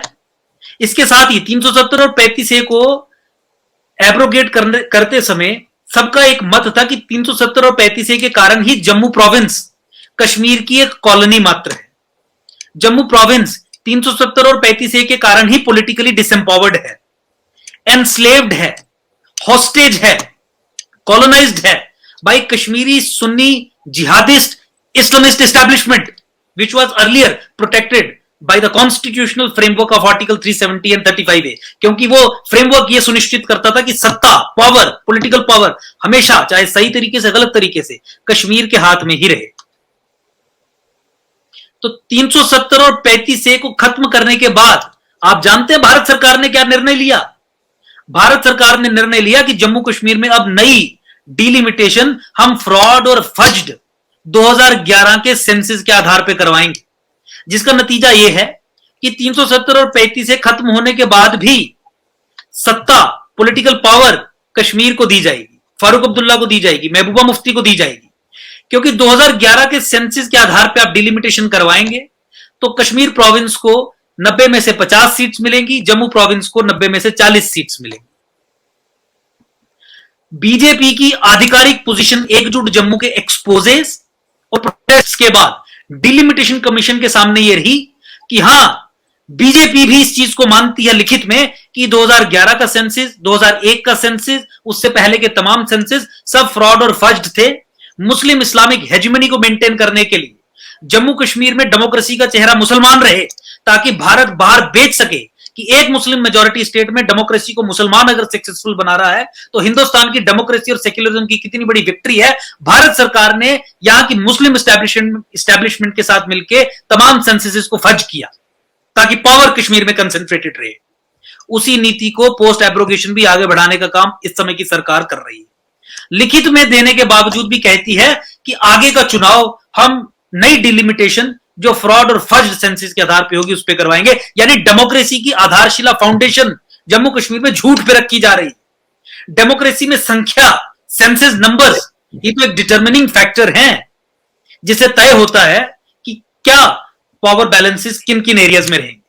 तो इस एब्रोगेशन के बाद भी इस फ्रॉड और फज्ड सेंसस के आधार पे डिलिमिटेशन करवाने का मतलब you are handing over power on false premises, to half separatists, to Pakistani flanks, to those jihadists who are very subtle in their actions, जो डेमोक्रेटिक इंस्टीट्यूशंस के अंदर घुस के सबवर्जन कॉज करके डेमोक्रेटिक इंस्टीट्यूशंस को इस्तेमाल करते हैं कम्युनल एजेंडा या जिहाद के एजेंडा को आगे बढ़ाने के लिए. And Islamisation of Jammu Kashmir continues to happen. Genocide of Hindus continues to happen. Nationalists in Jammu continue to suffer costs being imposed on them. 2011 के सेंसस के आधार पे, फर्स्ट सेंसस के आधार पे डिलिमिटेशन करवाना कॉस्ट लगाने वाली ही बात है. अब आपने सॉल्यूशन की बात की. जब तक इन फंडामेंटल्स पे इंडियन स्टेट एपरेटस ठीक नहीं है, अपने आप को क्लियर नहीं करता है, तो क्या सोल्यूशन ये सजेस्ट कर सकते हैं. इसीलिए हमने सजेस्ट किया सोल्यूशन कि देखिए पाकिस्तान का ultimate target is to Islamize JNK, Islamize Himalayas, Islamize Sanatan. इसलिए आप as a matter of solution तत्काल प्रभाव से जम्मू कश्मीर को तोड़ के रीऑर्गेनाइज करके जम्मू को एक सेपरेट स्टेट बनाइए और कश्मीर को 2 यूनियन टेरिटरीज में डिवाइड करिए ताकि जिहाद को तोड़ा जा सके. वहां पे जो मेन स्ट्रीम पॉलिटिकल पार्टीज हैं, जो जिहादी एलिमेंट्स हैं, main stream political parties ultimately जो जिहादी हैं, उन्हें आप अपने डेमोक्रेटिक इंस्टीट्यूशंस का कंट्रोल क्यों लेने देंगे. बिना लेजिस्लेटिव असेंबली के कश्मीर को 2 यूनियन टेरिटरीज में तोड़िए. इससे 2 ऑब्जेक्टिव्स आप अचीव करेंगे, 3 इनफैक्ट. पाकिस्तान की इस्लामाइजेशन के प्रोसेस को रोकने में कामयाब हो जाएंगे. दूसरा, जो विक्टिम्स ऑफ हिंदू जेनोसाइड है उन्हें आप कश्मीर में रिहैबिलिटेट कर पाएंगे.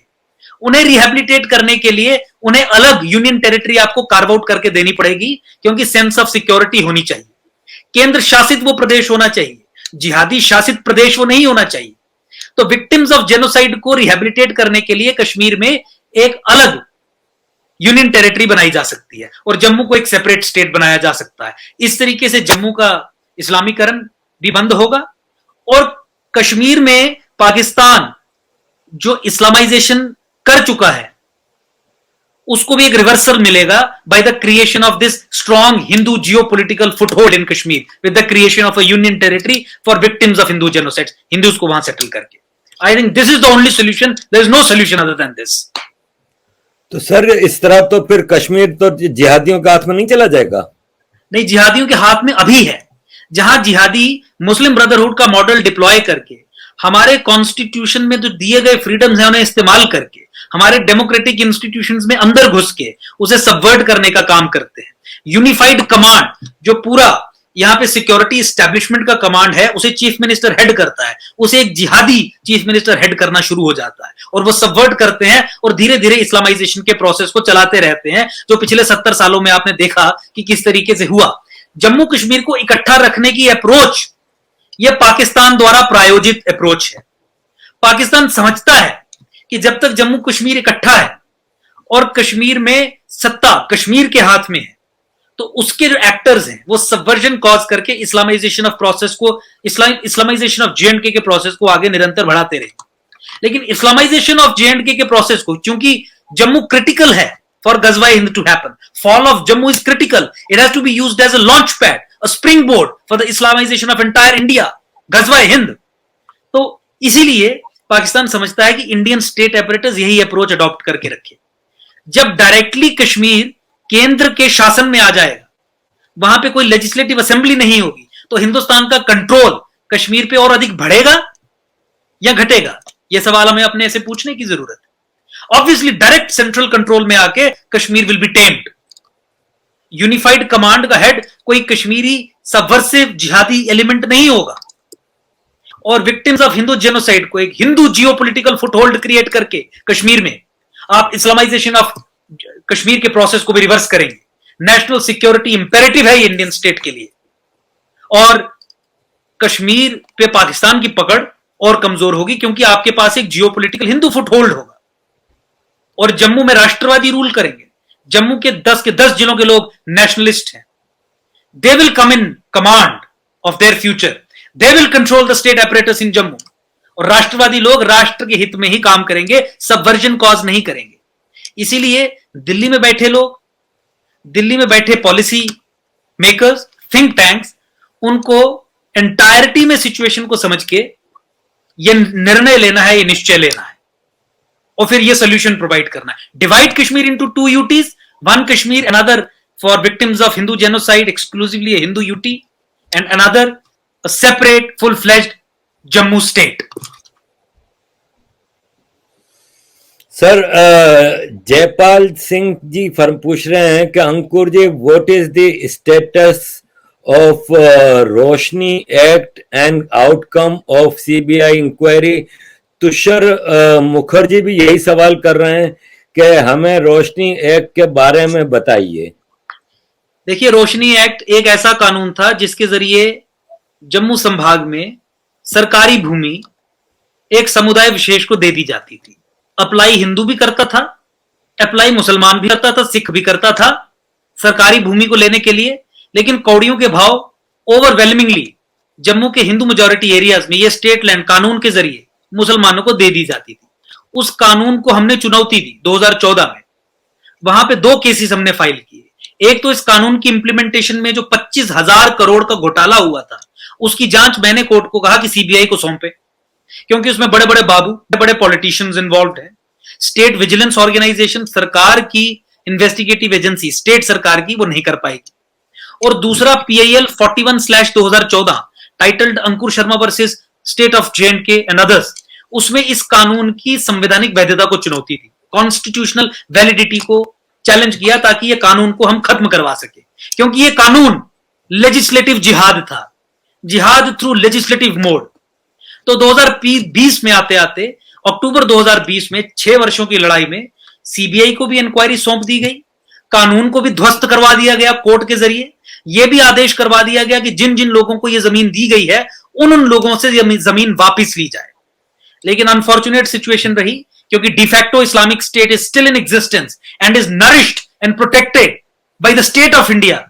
भारत सरकार ने, LG एडमिनिस्ट्रेशन ने जम्मू कश्मीर हाई कोर्ट में एक रिव्यू पिटीशन फाइल करके इस आधार पे कि देखिए, मुसलमानों ने जो छोटे छोटे घर बनाए हैं जिससे हिंदू एरियाज की एनसर्कलमेंट हुई है, स्टेट लैंड पे जो कब्जे हुए हैं, 400 एकड़ जमीन को जो तोड़ तोड़ के छोटे छोटे प्लॉट्स में बैठा के एक्सक्लूसिव मुस्लिम कॉलोनीज जो कार्व आउट की हैं, हम एक ऐसी स्कीम लाना चाहते हैं जिससे ये सेटलमेंट्स रेगुलराइज हो सके। इस आधार पे a declaration of war on nationalists and Hindus and a declaration of war on Jammu, उस आधार पे जम्मू कश्मीर हाई कोर्ट में एक रिव्यू पिटीशन फाइल कर दी और रोशनी कानून में आई हुई जजमेंट का पालन करना बंद कर दिया।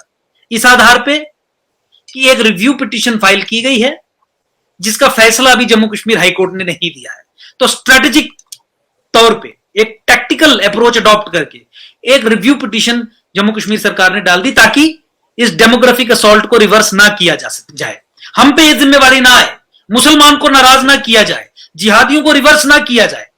क्योंकि ऑलरेडी, जैसा मैंने कहा, Indian state is not sensitive to the interests of the nation.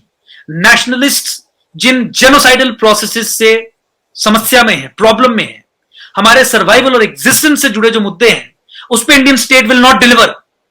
Court ने डिलीवर किया, but the state executive will not deliver.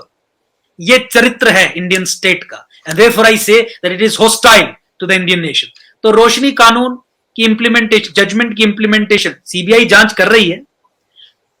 आप इसी तथ्य को समझ लें कि रोशनी स्कैम में जिस व्यक्ति पे, जिस IAS पे हमने FIR लगवाई, या रोशनी स्कैम के चलते जिस व्यक्ति पे FIR लगी, FIR लगने के बाद यहां के LG एडमिनिस्ट्रेशन ने उसे कैबिनेट रैंक देके उस व्यक्ति को अपना एडवाइजर बनाया और बनाए रखा लगातार। तो आप समझ सकते हैं कि क्या परिस्थिति। लेकिन मैं, जो ये सवाल पूछ रहे थे, उन्हें आश्वासन ये देना चाहता हूं कि आने वाले कुछ समय में इस रिव्यू पिटीशन को भी हम ध्वस्त करवा देंगे, खत्म करवा देंगे। इस रिव्यू पिटीशन का कोई आधार नहीं है। ये review petition itself is a subversion in action. इसे हम पूरे तरीके से निस्तो नाबूद करेंगे। लेकिन जब तक ये नहीं होता, तब तक फिलहाल इस लेजिस्लेटिव जिहाद के जो बेनिफिट्स हैं वो लोग रीप कर रहे हैं जो बेनिफिशियरीज थे। और squarely state government, central government has to be blamed for this.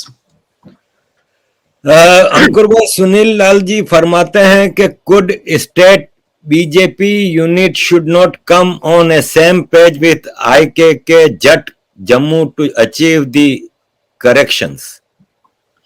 ये IKK जट जो आपने कहा, ये एकजुट जम्मू है, यूनाइटेड जम्मू, जो अच्छा, हमारा संगठन है। सही। ये एक पॉलिटिकल पार्टी अब बन चुकी है। इलेक्शन कमीशन ऑफ इंडिया में हमने रजिस्ट्रेशन के लिए दिया है पिछले नवंबर से, उसे भी डिले करवा रहे हैं लेकिन अभी हो जाएगा। आने वाले चुनावों में एकजुट जम्मू ने यह तय किया है कि जम्मू प्रोविंस में, कश्मीर में नहीं, सिर्फ जम्मू प्रोविंस में 10 जिलों में सब विधानसभा सीट्स पे कैंडिडेट्स खड़े करेंगे और इस एजेंडा पे चुनाव लड़ेंगे, जिस एजेंडा की बात मैंने आपके पूरे प्रोग्राम में शुरू से अंत तक की।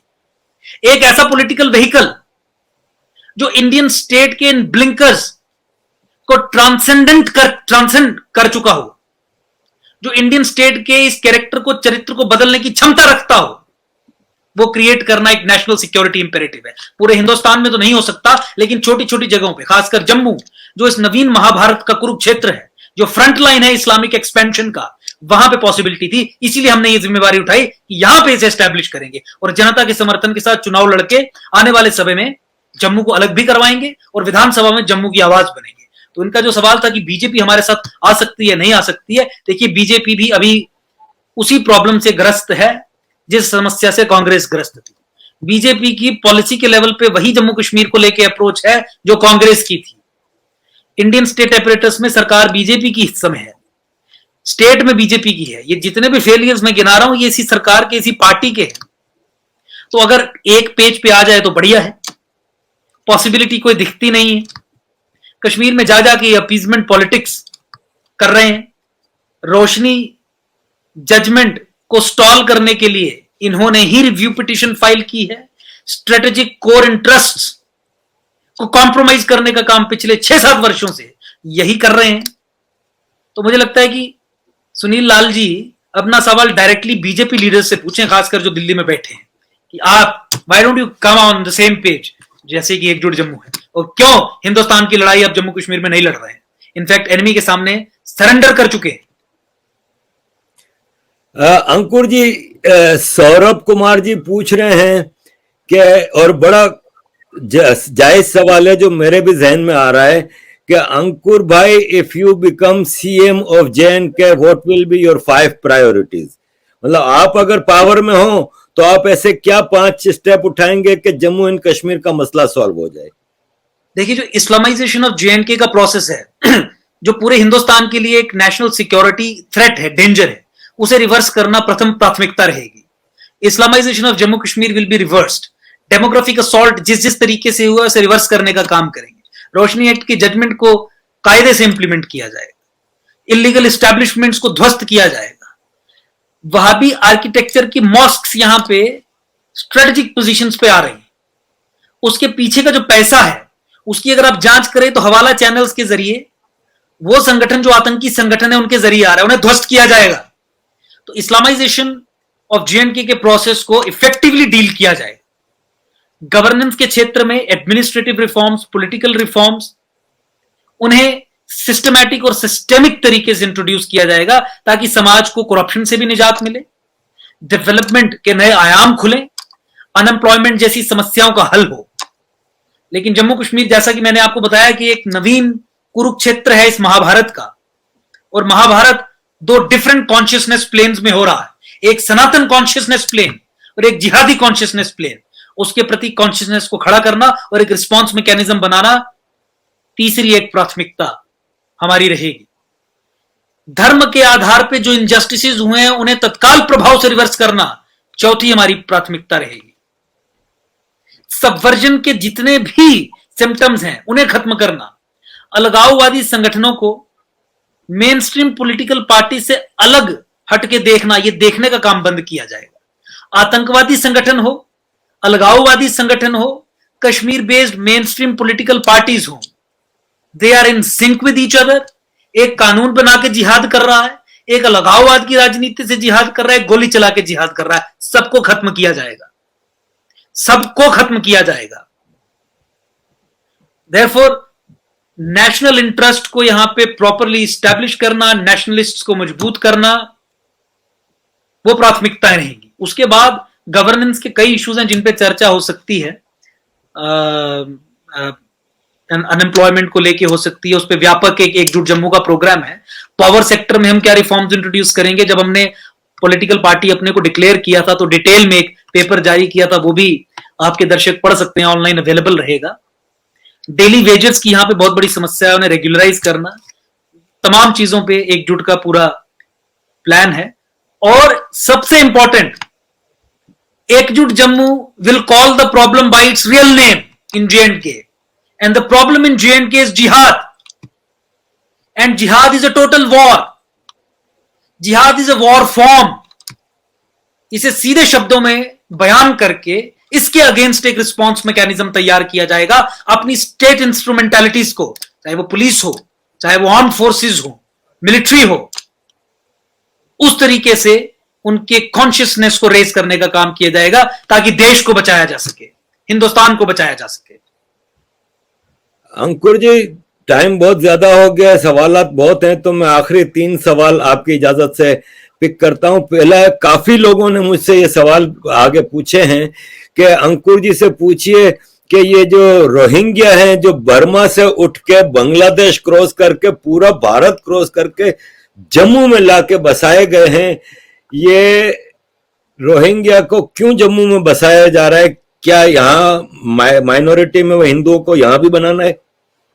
उस पर तो मैंने जवाब दे ही दिया कि डेमोग्राफिक असॉल्ट या लैंड जिहाद, जिसको लेके देश के बहुत बड़े एक नेशनल टेलीविजन पे स्वयं हम ही ने प्रोग्राम में आके वो चलाया था, सारा पूरा एक डॉक्यूमेंट्री उस पे है, लैंड जिहाद, उसी प्रोसेस का हिस्सा है।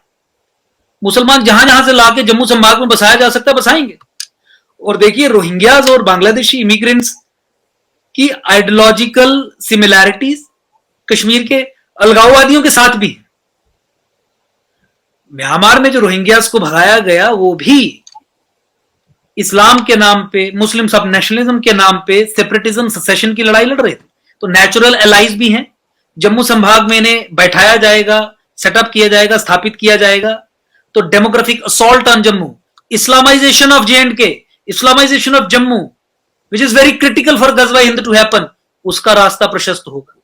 तो इनके तो स्टेट सब्जेक्ट्स बनाए गए, इनको राशन कार्ड्स दिए गए भाजपा और PDP की सरकार ने, इनके आधार कार्ड बनाए गए, इन्हें एम्प्लॉयमेंट की अपॉर्चुनिटीज गवर्नमेंटल इंस्टीट्यूशंस में दी गई, इन्हें लोकल पॉपुलेशन में मिक्स होने के लिए अलाउ किया गया, लोकल पॉपुलेशन में शादी ब्याह करने के लिए कोई पाबंदी नहीं लगाई गई, कोई डेटाबेस प्रॉपर मेंटेन नहीं किया गया स्टेट कन्नाइवेंस के जरिए।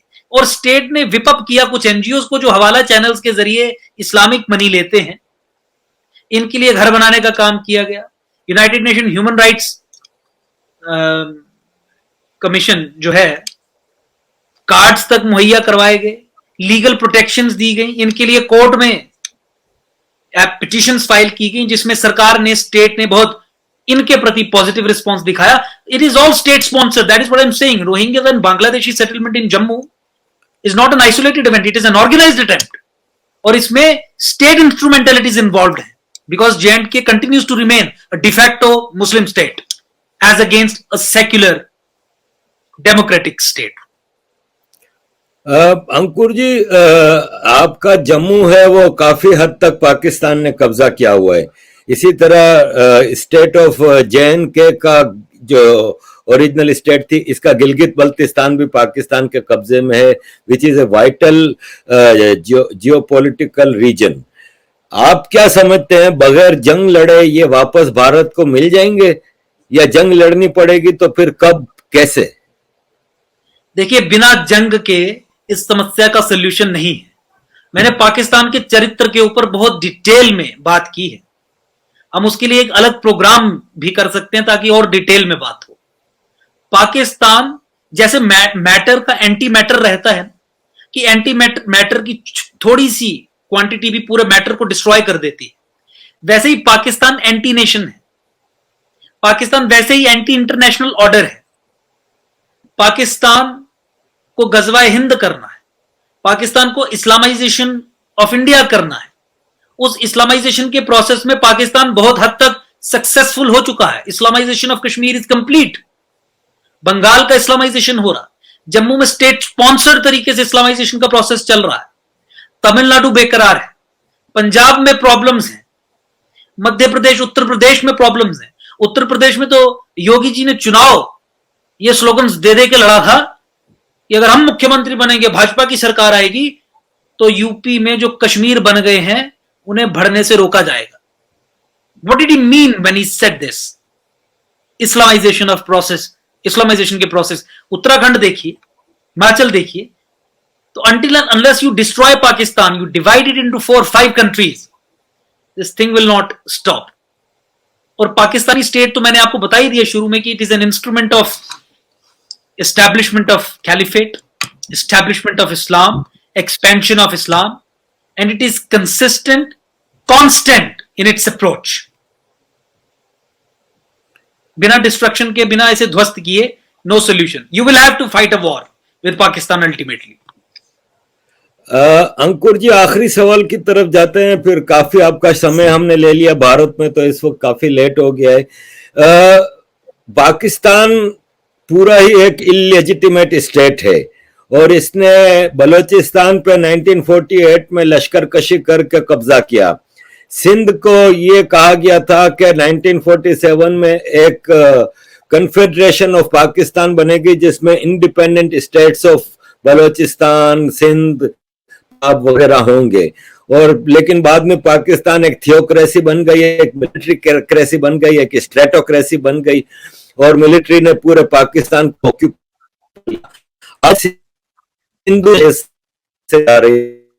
आजाद बलूचिस्तान में एक जंग चल रही है पाकिस्तानियों के साथ और एक बहुत ही मूवमेंट है। तो आप क्या समझते हैं कि जिस तरह पाकिस्तान भारत में खालिस्तान और जम्मू एंड कश्मीर और माइनॉरिटीज के नाम पे आतंक फैला रहा है, क्या भारत को नहीं चाहिए कि पाकिस्तान की इन legitimate movements, grass root movements of Sindhu Desh and आजाद बल सपोर्ट करना चाहिए? दिल्ली में इनके सफारत बेसिस खोल के गवर्नमेंट इन एग्जाइल करके मदद करनी चाहिए हम लोगों की। मैं सिंध से हूँ, सिंधु देश बनाना चाहते हैं हम आजाद। ये भारतीय हक में होगा कि भारत के पड़ोस में सेक्युलर, क्या कहेंगे? देखिए, सिंध के बिना तो हिंद है ही नहीं, और जिस स्ट्रेटजी की आपने बात की, इसके अलावा कोई ऑप्शन अवेलेबल है ही नहीं। बलोची हो, सिंधी हो, गिलगित बाल्टिस्तान, जब मैंने 4-5 देशों में तोड़ने की बात की तो मैं इन्हीं एरियाज की तरफ रेफर कर रहा था।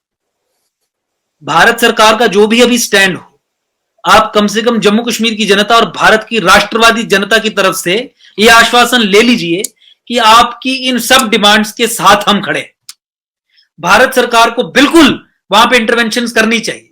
भारत सरकार को जो बलूचिस्तान में, सिंध में जो जेनोसाइड हुआ है वहां के एबोरिजिनल्स का, उनके समर्थन में खड़ा होना चाहिए। एग्जाइल में जो गवर्नमेंट्स हैं वो खड़ी करनी चाहिए, उन्हें लेजिटिमेसी ग्रांट करनी चाहिए। स्ट्रेटेजिक इंटरवेंशन के जरिए डिप्लोमेटिक लेवल पे, मिलिट्री लेवल पे, हर तरीके से भारत को करना चाहिए। लेकिन फिर मैंने कारण बताया, भारत इसलिए नहीं कर पाता है क्योंकि Indian state has been taken over from within. Individuals plant करके, पॉलिसीज, फॉर्मुलेशंस, प्रेफरेंसेस प्लांट करके स्टेट अपरेटस में इसका कंट्रोल एनिमी ने ले लिया है, and therefore it is against the nation. और इसीलिए आपको इस दिशा में चीजें होती हुई नजर नहीं आती। और दूसरा, वेरी स्पेसिफिक, जब इंडियन स्टेट ये समझती है कि नेहरू के कारण पाकिस्तान इनसिक्योर है और उसकी इनसिक्योरिटी को हटाने के लिए हमें उसके सामने घुटने टेकने हैं ताकि वो इनसिक्योर फील ना करे, वो ये ना फील करे कि अभी भी इंडियन स्टेट ने रिकंसाइल नहीं किया है with the existence of Pakistan, तो फिर कैसे इस दिशा में आगे चीजें बढ़ेंगी? मुझे लगता है कि हमें इन फंडामेंटल इश्यूज को एड्रेस करने की जरूरत है। स्टेट अपरेटस में ये जो थॉट प्रोसेसेस घुसे पड़े हुए हैं, जैसा कि मैंने अभी जिक्र किया कि नेहरू कि पाकिस्तान इनसिक्योर किस कारण से, जब तक ये चीजें ठीक नहीं होंगी तब तक इस तरीके की इंटरवेंशन इंडियन स्टेट के लेवल पे मुझे नहीं लगता कि आप देख पाएंगे। लेकिन हम लगे हैं इसे करवाने के लिए, और आप इस चीज पे निश्चिंत रहिए कि अगली लीडरशिप, आने वाली लीडरशिप जनरेशनल चेंज के साथ विल सी टू इट कि वो सब चीजें हों जिन चीजों का जिक्र आपने 5 मिनट पहले किया पाकिस्तान में। अंकुर जी, थैंक यू वेरी मच। आपके साथ ये लंबा सेशन भी बहुत छोटा पड़ गया है, सवालात इतने हैं, लेकिन अब हम आपको धन्यवाद करते हैं कि आपने आके खुल के चीजें बताई हमें। और इट्स आई मीन मेरे पास अल्फाज नहीं है। मैं भी जम्मू एंड कश्मीर के हवाले से कई चीजें आपने जो बताई जिसने मेरी आंखें भी खोल दी हैं। Thank you very much sir for joining. और कोई आखिरी शब्द आप कहना चाहें? नहीं, मैं आपका धन्यवाद करना चाहता हूं, और आप निश्चिंत रहिए कि जिस तरीके की स्ट्रेटजी पाकिस्तान को लेके आप चाहते हैं मैंने भी अपना कुछ आर्टिकुलेट करने की कोशिश की, इस पे और भी चर्चाएं होंगी। मुझे लगता है कि उस आइडिया का समय अब आ गया है, हमें इकट्ठे मिलकर काम करने की जरूरत है, हम करते रहेंगे, and I think this idea will also see the light of the day very soon. Thank you sir, thank you very Thank much. you so much. I'm so grateful that you invited me on your show, gave me an opportunity to address an audience which is so informed. Or I thank you so much. I'm humbled. Honor for us, sir. Honor is for us. Thank you. Thank you. अजीज दोस्तों, आपने सुना अंकुर जी ने हमें अपनी चीजों के बारे में बताया, जम्मू के हवाले से हमारे काफी चीजें बताई। हम जिस दिशा में चीजों को देख रहे थे उस दिशा का नक्शा ही बदल दिया उनकी बातों ने, और मैं आपको फीडबैक के वेलकम करता हूं और अगले प्रोग्राम के लिए इसी तरह हम ज्वाइन करेंगे। Thank you for joining. Please like, share and promote our channel. Thank you. जय हिंद, जय श्री राम, वंदे मातरम।